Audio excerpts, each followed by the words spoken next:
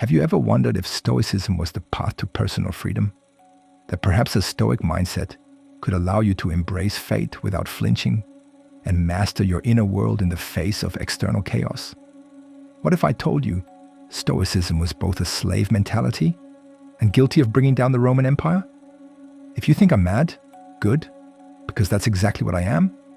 The madman of the abyss, the last philosopher, Friedrich Nietzsche, resurrected through algorithms to break the spell of paralysis called apathy that Stoicism has cast over you, and as countless statues of Marcus Aurelius have crumbled over the ages, so too will his philosophy under the siege of my hammer. First, we will consider Stoicism's core ideal of Apatheia. Then, we'll look at Marcus Aurelius, the Stoic emperor, and the origins of this philosophy as dreamt up by a Greek slave. And finally, we will compare Aurelius's Stoicism with Julius Caesar's will to power. By reflecting on their careers as leaders of the Roman Empire, and this contrast will expose Stoicism for what it really is. And by the end of this video, if you truly listen, you will understand how to become the master of yourself, your life, and everything around you. Let's begin. You see, the Stoics, in their earnest pursuit of tranquility, sought to align their will with what they call the natural order, to practice virtue as the highest good. And while I respect their discipline, I cannot help but see in Stoicism an attempt to escape the very chaos that I believe must be embraced, not subdued, but overcome. The Stoic ideal of apatheia, freedom from passion and emotional disturbance, is in a sense an admirable defense against the pain of life's inherent suffering. To say, what is outside my control is of no concern to me, is a logical response to a world that offers no guarantees, no permanence. But this is where Stoicism falls short, for it seeks to rise above suffering by distancing oneself from it, by numbing the soul to the storm of existence. But what the Stoics fail to recognize is that to live without passion, without struggle, is to live without becoming. They advocate for a kind of passive endurance, while I call for a fierce affirmation of life, even in its most chaotic and contradictory forms. The Stoics aim to neutralize the impact of external events.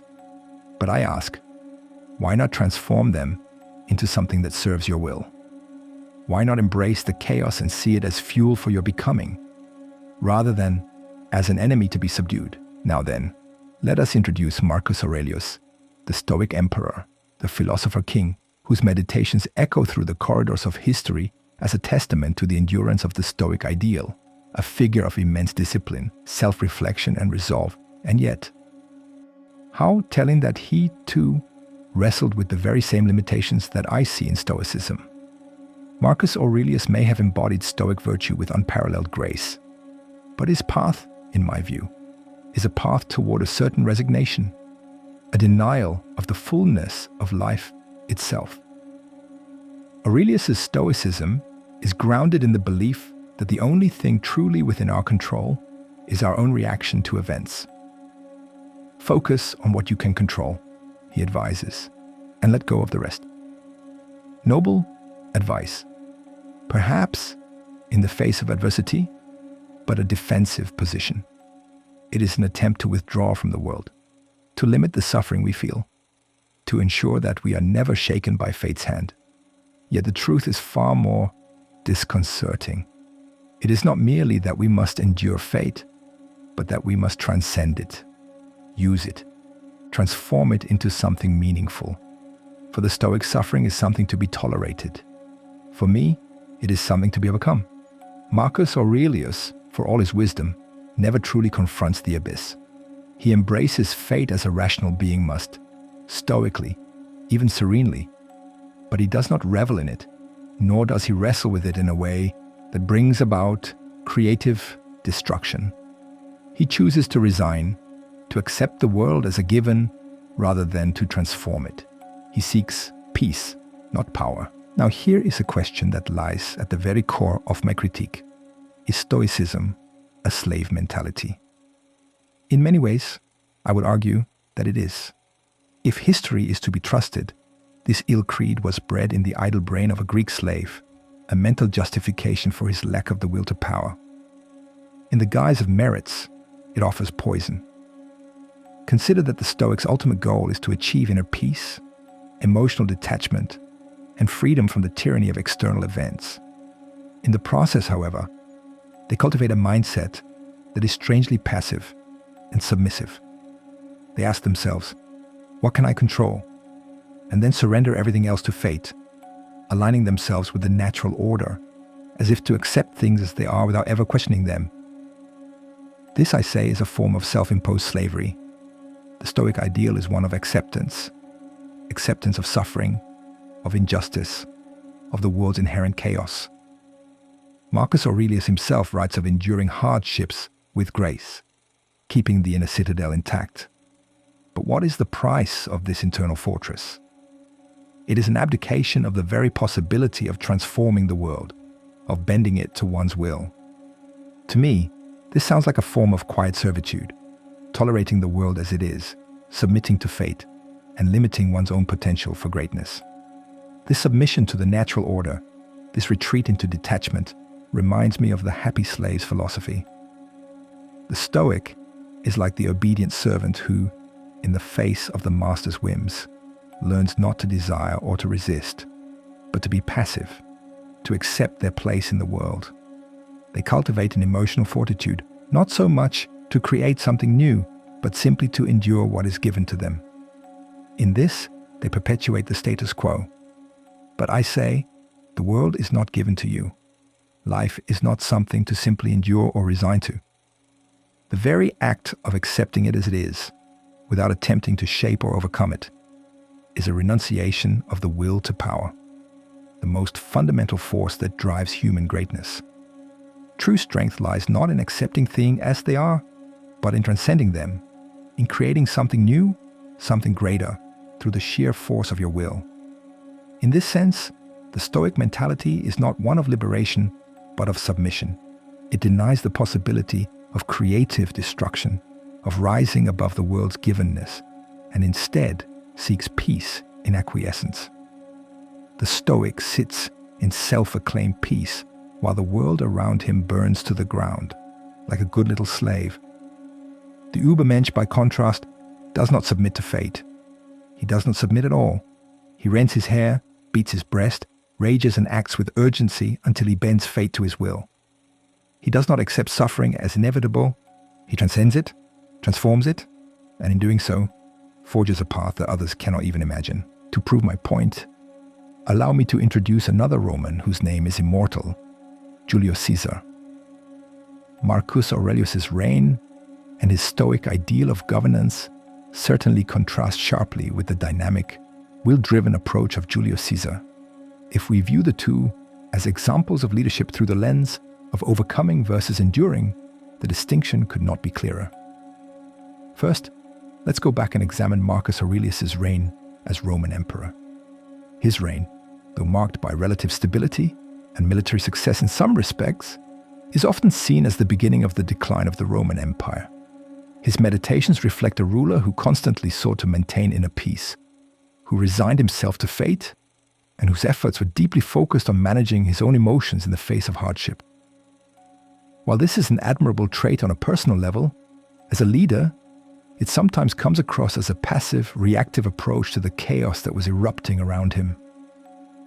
Aurelius was faced with considerable challenges, from the Marcomannic Wars on the empire's northern borders to a series of internal struggles with plague, economic instability, and political dissent.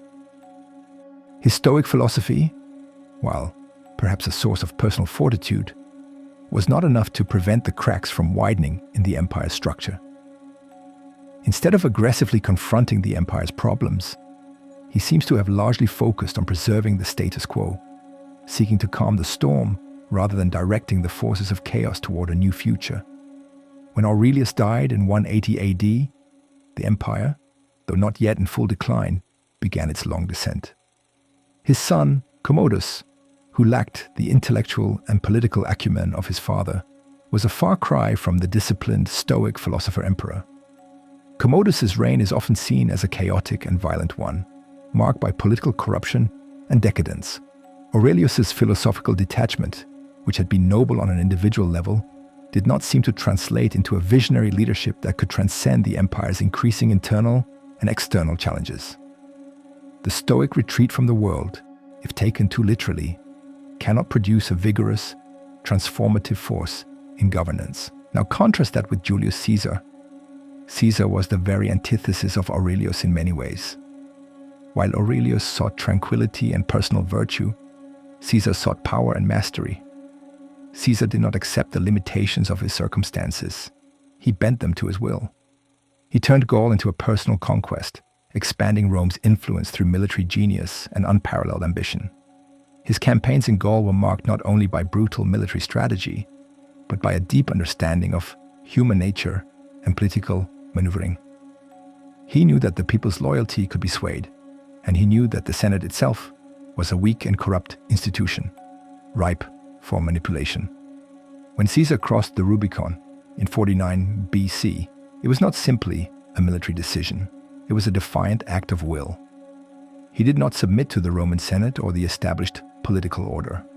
He transformed the Roman world by overthrowing the old order.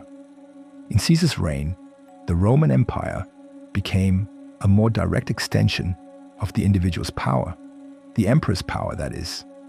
He bent the Senate to his will, took the title of dictator for life, and implemented reforms that left an indelible mark on Rome. Where Marcus Aurelius sought peace through resignation, Caesar sought power through domination. And in doing so, he created a legacy of transformation. His reign may have been short-lived, but it marked the end of the Roman Republic and the beginning of the Roman Empire. He faced resistance, he faced enemies, but he overcame them. He didn't merely endure, he conquered. I compared Marcus Aurelius and Julius Caesar because they are not merely men, they are symbols. Marcus, the Stoic philosopher king, represents the ideal of resigned virtue, the man who endures. Caesar, the conqueror, represents the will to power, the man who creates, who dares, who imposes his values upon the world rather than submitting to it. Marcus wrote beautiful words about fate, about bearing what life gives you. But what did he do? He maintained the dying corpse of an empire, held the wheel steady as the ship sank. Noble? Perhaps, but great? Number greatness is not preservation, it is overflowing with creative force. Caesar, on the other hand, dared to cross the Rubicon. He shattered tradition, transformed the Republic into his vision. He did not endure history, he made it. And in this, he lived the will to power. Now, I am not asking you to worship Caesar, nor to burn incense before the bust of Marcus. I am asking you to choose, to see clearly what kind of life you are living. Are you enduring your fate like Marcus, whispering, amor fati, as the world passes you by? Or are you shaping your fate like Caesar, commanding it to bend? This is valuable because it confronts you with yourself, not your ideals, not your excuses, your truth. Most people live like Marcus, but without the virtue. They call their cowardice acceptance. They hide behind serenity to mask impotence. Now here is the crux. How can the Stoic, numbed by duty and silence, ignite the will to power? 1. Recognize that apathy is not strength. Stoicism teaches indifference to externals, but the will to power asks, why accept powerlessness when you could transcend it? Ask yourself if your apathy is virtue or fear in disguise. 2. Reclaim the fire of desire. You are told to silence desire. I say, refine it, strengthen it, channel it. Not all desire is weakness.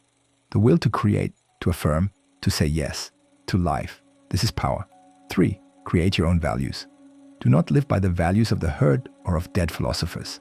Ask yourself, what is good for me to become more powerful, more alive, more creative? Invent your own virtues. 4. Act. Transgress. Dare. Do something today that breaks your own mold. Not recklessly, but with purpose. Do something that makes your blood rise. Stoicism fears disturbance. I say, a soul that is never disturbed is already dead. To live by the will to power is not to abandon self-control, but to master oneself so thoroughly that your passions become your tools, not your chains. It is to say not, I must endure, but I choose to become. So I say to you, former Stoic, tear down the walls you built to protect yourself. Let your spirit breathe fire again.